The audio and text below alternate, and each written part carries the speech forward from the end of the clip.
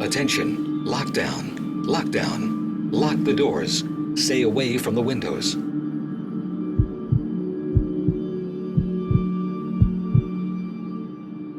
Back in 2016, my school went into a lockdown. I was in my senior year and it was the last week of school, so everything was kind of chill and laid back at that point. My friend, who we all used to call Moose, was cutting class with me to smoke in my car in the senior parking lot. One of our friends, Mario, who was in the lunchroom, texted me to come chill with him, so Moose and I started walking back to the school. As we were about to enter through one of the discreet back doors of the school by the band and chorus rooms, Mario texted me saying the school was going into lockdown, and he was right. As we entered through the still unlocked back door, we noticed the red lockdown lights flashing in the tiny band hallway. We walked through the empty hall. This was the quieter section of the school with less foot traffic since we were far from the regular classrooms. I was texting Mario asking him what was going on and if it was just a drill. Moose and I stood in the hallway waiting for an answer. My friend Mario texted back saying, "Dude, holy shit," and the 3 dots bubble, meaning he was typing, sat under his text for like 30 seconds. Then it went away. He didn't send a second text. I sent him 3 question marks. Moose and I didn't really know what to do. The main hallway lights were shut off, and all that lit up the halls were the backup lights and the red flashing lockdown lights. There were no teachers anywhere to tell us what to do, so we just chilled in the hallway. We tried opening the doors to the auditorium, but they had already been locked. Moose then tapped my shoulder and pointed down the hallway. All the way down, there was someone dressed in black fast approaching, like speed walking down the hall in our direction. At first it looked like a teacher, but as he got closer, we realized he was wearing some kind of white mask. Moose and I started walking backwards instinctively in response to what we now perceived to be a threat. As he got even closer, we could confirm it was a mask on his face. And it was this horrifying, disgusting mask of some pale, rotting-like face. I'd never seen anything so creepy at any Halloween stores or anything. The man was now too close for comfort, and the way he was approaching us was obviously full of aggression. Moose and I turned and started running back towards the band room. We hoped the band teacher, Miss Bryant, would be in there to let us in. We got to the door, which was locked, and started pounding on it, but we didn't have time to wait. Moose and I split up to hide. I hid in one of the music department closets. I don't know where Moose went. I turned the light in the closet off and hid behind a big container. There was a big glass window in the door to the closet, and I could see into the hall thanks to the little light from the backup lights.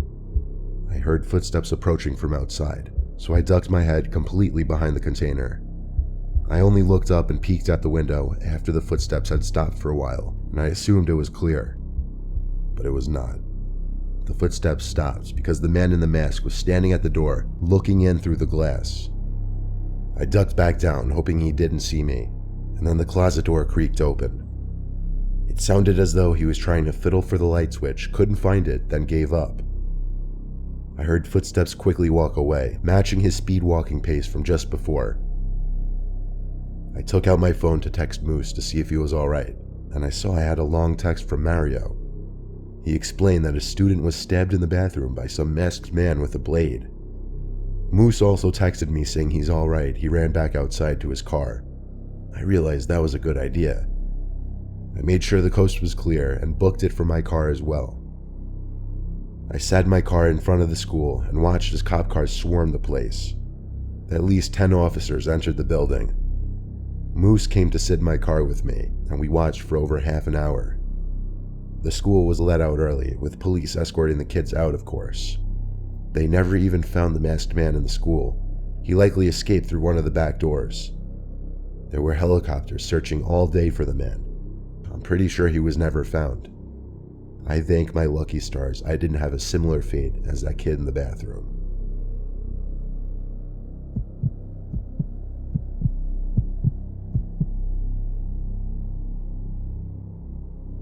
I went to a very poor high school in a bad neighborhood.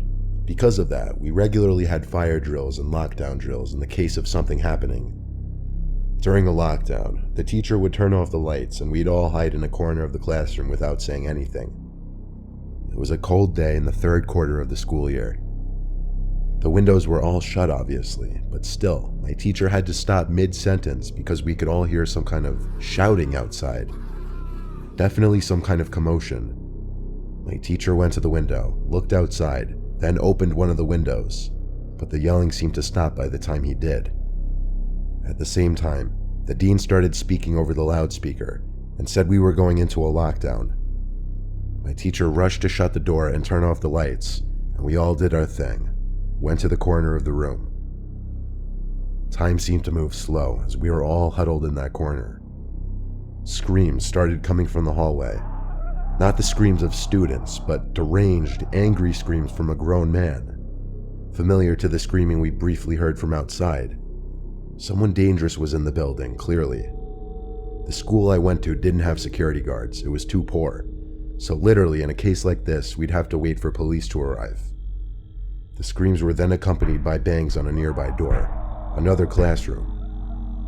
We could hear the screams of the kids in the room next to us. The banging stopped. The screaming grew closer until it was right outside our door, and then bangs on our classroom door.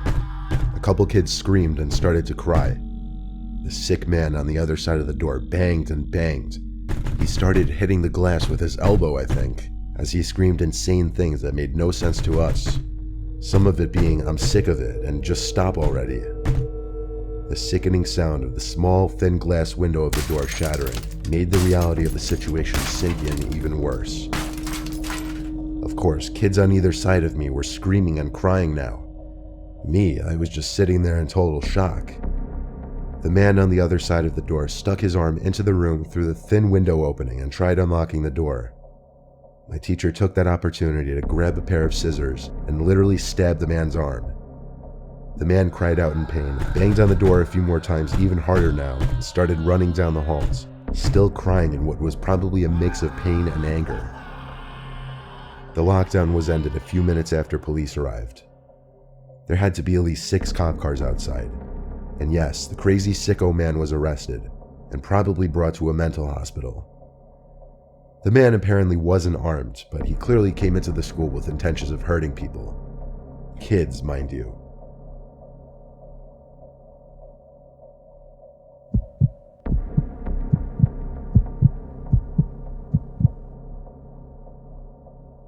I went to a school in California. We always had a lockdown drill once a month, but only one time ever was it not a drill. I was in the cafeteria during my lunch period when the teacher, who was in charge of watching the lunchroom, announced over the microphone for everyone to be quiet. He announced to us that the school was going into lockdown and ordered us to be quiet. I think he genuinely scared everyone by how serious and nervous he sounded, because everyone in the cafeteria looked genuinely shook and actually shut up. I looked around the disturbingly quiet cafeteria and could see everyone else was doing the same thing, taking nervous, curious glances at their friends and strangers at other tables. Then shit went down. A gunshot echoed from across the school, and that's when panic set in with everyone. Some kids ran for the exit door. The teacher in charge of the cafeteria yelled at everyone to hide under the tables as he locked the cafeteria doors and shut off the lights.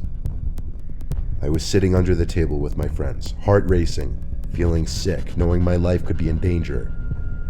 Every minute felt like an eternity, just waiting for someone on the intercom to say it's all clear.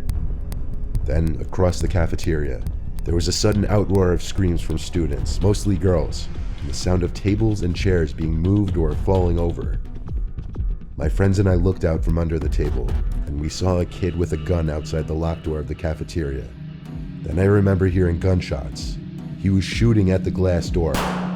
The glass didn't shatter right away.